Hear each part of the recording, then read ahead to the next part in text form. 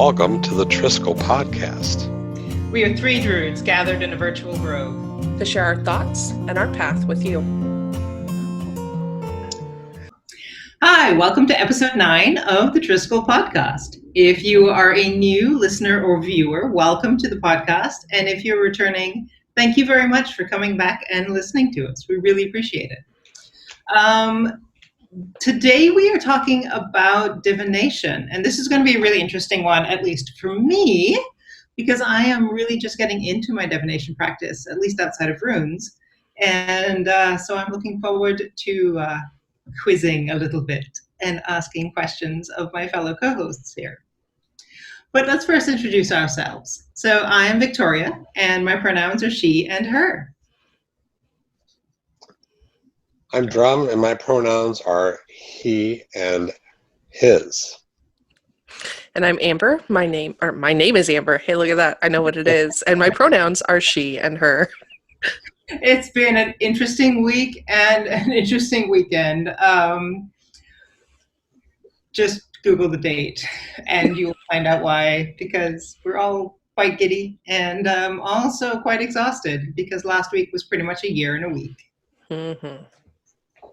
So we're talking about divination this week, and there are a number of different modern and ancient divination practices. And I know that when I dug into divination for my clergy studies for Other Arcane, one of the things I had to do was go and actually research ancient practices of divination. And there wasn't a whole lot that exactly mapped to what we do today. So there was stories of throwing lots, but no description of what those lots were, right? I know the tarot is a relatively modern invention. It's not ancient, as you would say. I believe it's from the Romantic era. Am I getting that right? I may be wrong there. It's around that time frame. And certainly the runes and the omen, we definitely have evidence of those writings being ancient. They're on ancient stones, and we don't have a whole lot of proof of them actually being used as divination. But again, as I said, we have stories of people throwing lots and making marks on sticks and different things like that that are reported to us by the ancients, mostly by the Romans, admittedly. Who wrote things down as they saw these weird people that they were trying to conquer, what they were doing. So not surprisingly, we don't have all of the details. So like I said, I've worked with the runes before, but I know that you guys work with different practices. So why don't we just talk about briefly, maybe kind of go around the room, and we can start maybe with Drum. What are your main forms of divination that you leverage? One or many, and I believe in your case, Drum, it might be many. Certainly, Amber, I've seen you do more than one form of divination. But what are the different kinds of divination that you're comfortable with, and then what is your primary, and maybe why? So, Drum? Yeah, when I first started working with divination, I worked with the tarot because that was something that was fairly well established. And I like the tarot. I like the symbology and the beauty of the cards. I used Rider-Waite or the Aquarian Tarot at the time. And they're beautiful images, and you can get a lot of information off of the images. The challenge that I had with the tarot was that there were 72 cards, and my internal catalog is not that large. So I had a hard time, and I didn't want to be referring to a book all the time. So I worked with the Futhark, which I enjoyed. I thought the pictographs were very interesting. But then in 1989, I came across a book by Colin Lismurray called The Celtic Tree Oracle, which talked about the omen.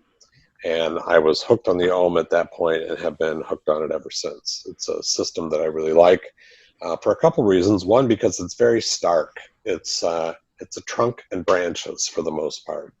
And I like that. I think it's really the opposite of the tarot, which is, graphically pleasing. It's kind of graphically sparse. So I've been working with it since 1989, so for quite some time. And I teach a course on it as well. So. And for folks who aren't familiar with the omen, we will include a picture of at least my set that. So I have a set of omen that was created by Drum. So it's kind of like this joint thing. I have some cool pictures of it. We'll include those pictures so you can see what the omen will look like when Drum's talking about Stark and the tree and the branch. That really does evoke the imagery of what the omen staves look like. Amber, what about you? My path is a little bit more windy when it comes to divination. I grew up in kind of a weird family. Ouija boards and stuff wasn't a weird thing in my house. It was just a Saturday afternoon. So from a little kid, like that was normal to me. I bought my first tarot deck when I was 12. I happened into a random I now know like metaphysical shop. At the time I was like, I don't know, there's cool books and statues. It was neat. And it was, I believe my first deck was actually also a Rider-Waite deck that I was like, I don't know what this is, but I need to have it. And so I was 12 and I spent that whole weekend, we were in a city, not my hometown because that wasn't a thing, like using that little book and doing tarot readings for everybody that I could convince to sit down with me for a few minutes at 12 years old because I was a weird kid. Not much has changed. From there, it essentially branched into lots and lots of different. Essentially, there's not a method of divination that I've heard of other than like cutting open animals and reading their entrails. That's not my jam, that I haven't tried.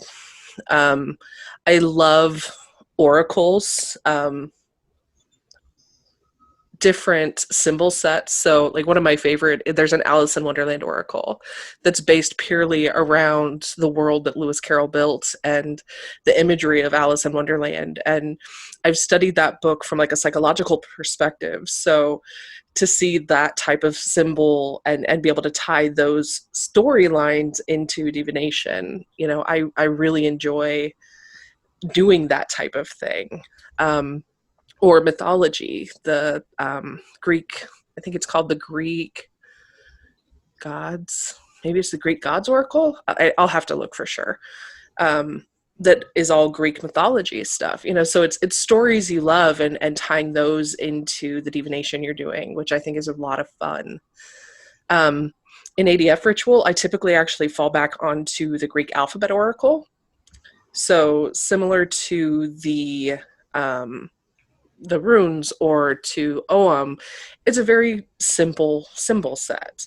It is Greek letters that are inscribed in lots or stones or something, and you draw from those symbols. But it's symbols we're all familiar with. I know what an alpha looks like. It's the letter A. So, you know, it's a really familiar set to interact with. And as someone who spent a lot of time doing, you know, math and science, some of those are even represented in those fields. And so, I long story short, I really like divination. I have lots and lots of decks and lots of stuff because it's interesting.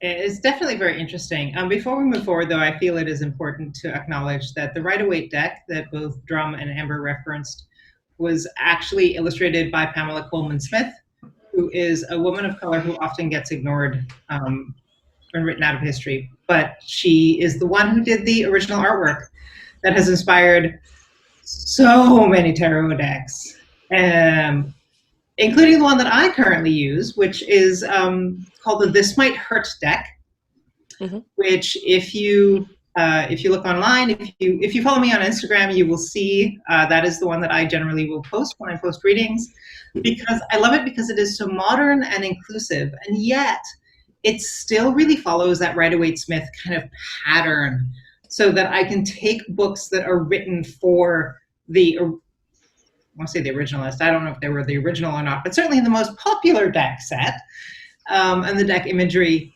and actually apply them to the deck that I have that has a lot of queer imagery and people of color, and the knights are on motorcycles, and they're not all male, and you know, and really sort of it mixes things up a bit, but still keeps to that original sort of symbology set. Outside of that, I tend to work with the runes, and the runes are again a very stark kind of symbol set. They are, and again, we can. I take many pictures. I got a new camera and I love playing with it, and so we will insert pictures of all of these different things, at least that I have. But for the runes, I found that I really needed to go on a journey with the spirit of each of the runes. So I did some journey work where I visited the spirit of the different runes and really got to know what that character meant. As in the character is in a letter, right? Um, and I have very recently started doing that with the tarot, specifically with the deck that I have, um, and visiting those characters. And I find it like it really, really helps me understand what that card means. Right. So I went and I visited the High Priestess in the This Might Hurt deck, and she has all of this symbology of balance and underworld, and like she got up and I sat in her seat, and I mean, this is all in the journey in my head or not in my head, depending on how you interpret it, and I'm not willing to actually make a statement either way. But it really helped me connect with that deck. So I would ask both of you, how do you figure out how to connect with the various divination tools that you use? For me, sometimes that comes with practice, honestly. And sometimes that connection never happens. I will tell you, I now own probably almost 24 tarot decks. It's still never my default. The imagery is beautiful. And I know the symbols are really, really strong for a lot of people. So I continue to try, but it's just not there. I'll continue to collect them because it's like Pokemon. You got to catch them all. It's pretty. But for me, it really is a very emotional, like, I don't know, subconscious thing a lot of times. I know for myself, in the course that I teach on the OM, is I ask people to carry. I use OM discs, which Victoria will show you what they look like later. I ask people to carry them around for a week and put them under your pillow, put them in your pocket, and I think that it's a way to kind of imprint yourself on the OM itself, whether it's a disc, a card, or whatever it may be. But I think it's also a way just to remind you that it's there. When I was doing my clergy training and working with trance, what I would do is I would select an OM, and when I came to the trance portion of the work that I was doing, I would envision the image of the OM kind of in a neon kind of light. And I would repeat the name of the OM over and over again as part of the trance induction. And that was a way for me to kind of, get to know the OM like you, Victoria, got to know the Futhark. It was a trance journey that, I kind of, I don't want to say I fell into the OM, but I kind of went into the OM and, saw it was there. And, some of the correspondences were trees, some of them were not. And I just found that was really a good way to, to get to know them other than use. Because I think with any divination set, we learn what the divination set means if they're a closed set, and then we discover over time and usage that they may mean something totally different, especially contextually or in combinations. Now, I know that certainly for the runes, I have some different interpretations. They're not wildly different, but they're like 5 degrees off, 10 degrees off, sort of viewpoints of the runes. I had this amazing experience back in the before time when we could meet in person. Sorry, in the before time. Dude, it has been long enough. It's the before time now. It's a brand new BC, like before COVID. It's great. The BT before time. Right. Before, Sorry. yeah, BC before COVID, before BP. Anyway, sorry. At Pantheacon, I was up in, I don't even remember what suite it was. It wasn't a suite that was specifically devoted to runes.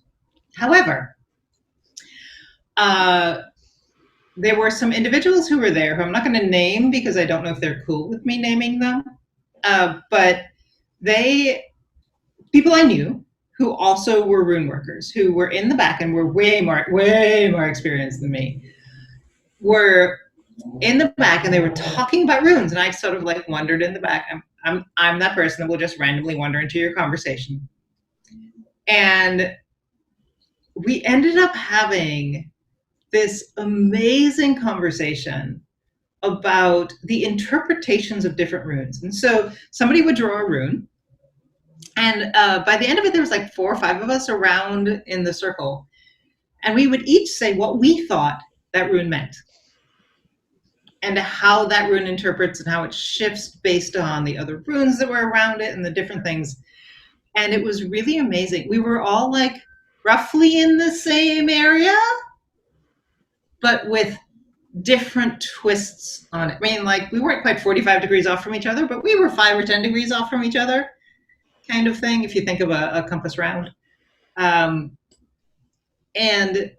it was really, really interesting hearing how we interpret the same rune just slightly differently. And I know that, so I've been pulling omen to try to learn the omen, and Drum has been very kindly helping me out with interpretations. And there's still some stuff where we're just a couple of degrees off of how we sort of see different omen. We're in the same ballpark. We're like, if you get to not even a super high level, like a medium high level, we agree. But then it's like, but this twist, and how much of that is divinely inspired and how much of that is lived experience? Because, I mean, Drum and I come from very different cultures, from very different countries. We didn't grow up in the same country. We don't live in the same country at the moment. Like, how much do you guys think the lived experience of the diviner affects the divination? 100%. Absolutely. I think that, so especially with closed symbol sets, which essentially what that means is symbol A is supposed to mean thing B. That's a closed symbol set. In those types of sets, you're given an idea of what it's supposed to mean, but ultimately through your experiences and your connection to the universe, whatever you call that, your ability to see, you're going to figure out what it actually means for you in that context. Easiest example I can give, in the Greek alphabet oracle, there is a symbol called delta. Delta in that closed symbol set means inopportune strength is weakness. So essentially, don't push when you shouldn't. To me, I spent a lot of time in the science community. Delta means change.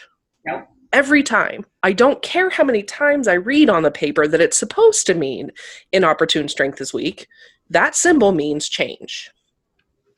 Because that's what comes to my brain when I see the symbol. So to me, the symbols that we're using are purely a communication method. So if I say a word to you and it means something, that's what matters. It's not what the picture looks like. It's what you're getting from the picture. Yeah, I know for myself, I've taught omen to quite a few people over the years, and I happen to live with one of those people that I taught it to. And if you were to sit the both of us down and, take these omen and interpret them, it would be totally different. I mean, there are those commonalities, those medium high level, as you described, Victoria, but it's our experiences, and I think the experiences really color them, especially when they're not graphically rich. I think that I mean, even if it is graphically rich, but if you're looking at something that looks like this, it's what is it? The quartering of the universe? Is it a cross? What is it? A bird on the horizon? But I think that it's really colored a lot by how you've seen it and what you've done with it. And I know for myself, I learned Colin Murray back in the late 80s, and there have been a lot of omen books in the interim that say, well, this symbol really means this, not that. And, the system that I learned still kind of works for me, regardless of what others, may say. So it's kind of a challenge at times. So my biggest challenge really is with I'm going to say with the ohm, and that sounds really weird because the runes aren't really that different, right? The runes are just a bunch of lines that make a symbol. But in my case, I've actually spent the time and done the work with the runes and done the journeying with the runes that I grok the runes, right? If you will allow me to just show my age by that term. But I get grok. Yeah, Amber's the only one who's young enough to not necessarily get that. But she's Googled geeky it. I know what it means. I'm like, she's geeky enough. She probably does. I grok her grok. But the oem, and Jeremy, you and I have had this conversation. I have a really hard time connecting to the symbolism of the oem. And for me, what I find works is actually reading multiple interpretations of what the oem means. So back there behind the screen is a bookshelf which has all of my witchy books, and I've got 4 different books on the oem. And so, including Skip Ellison and Aaron Laurie, and I forget who the other 2 are by. They're actually associated with decks that have oem on them. But I read what everybody has to say about the oem, and then I synthesize my own. It's a choose your own adventure divination. Well, it is and it isn't. Because like some stuff feels right and some stuff doesn't feel true. Right. And that probably has to do with, again, my lived experience versus everyone else's lived experience, right? Like, so I'm going to go back to the tarot, and I know, Amber, you're not super comfortable on the tarot, but like there's a card in the tarot, and for our listeners and viewers who are familiar with the tarot, we'll throw a picture up of a couple of different versions of this card somewhere randomly. Amber will make a picture. Best part is I can actually cover my hands with that picture. Yes, that's true. You can. You're the editor. You can do anything you want. So the traditional Rider-Waite-Smith 5 of Pentacles shows a beggared couple outside of a church, and there's 5 stars in the church stained glass window. There's another deck that I have seen and used, and again, I will pull all of my decks out and pull the 5 of Pentacles out and give them all to Amber so that she can make fun editing with. And they show a person sitting down with their back to a city and their back to a tree, and there's a tree with a fairy or person in the tree with a handout, and that person has their back to them and just can't see it, right? So I believe, and please forgive me if you are big into tarot and I am wrong here because I am still getting into this, the 5 of Pentacles is traditionally about that sort of not seeing the help that's being offered, right? Like the beggars outside of the church don't see the church. They don't feel welcome into the church. Whereas the church will happily give them a handout and give them help and food and shelter. The person sitting with their back to someone offering them help is just not seeing it. I'm not the best at asking for help. Like that's one of the things that I've had to work on over the years is actually reaching out and saying, I'm out of my depth, I need help, somebody please help. As Amber and Drum have known me for quite some time, I can probably attest to.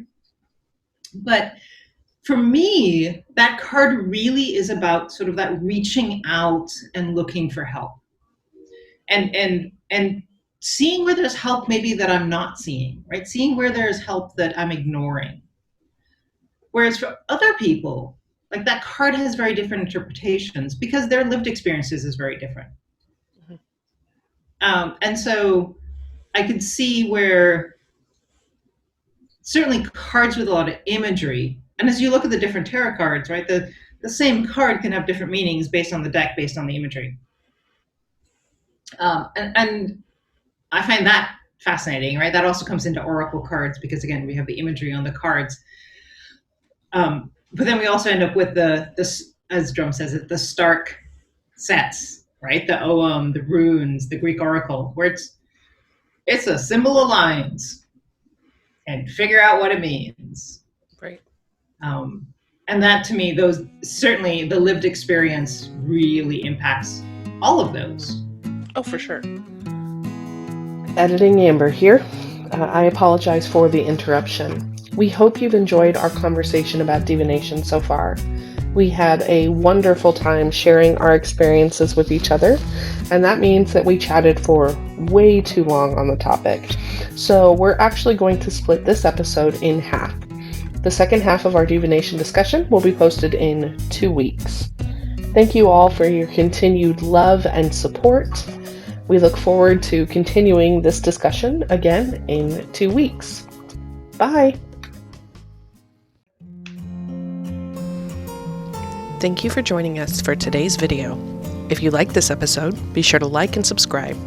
You can also find more episodes on iTunes, Google Podcasts, Spotify, and all of your favorite podcast providers. You can find us on social media on Facebook and Twitter, or for more information, visit our website, triskelepodcast.weebly.com.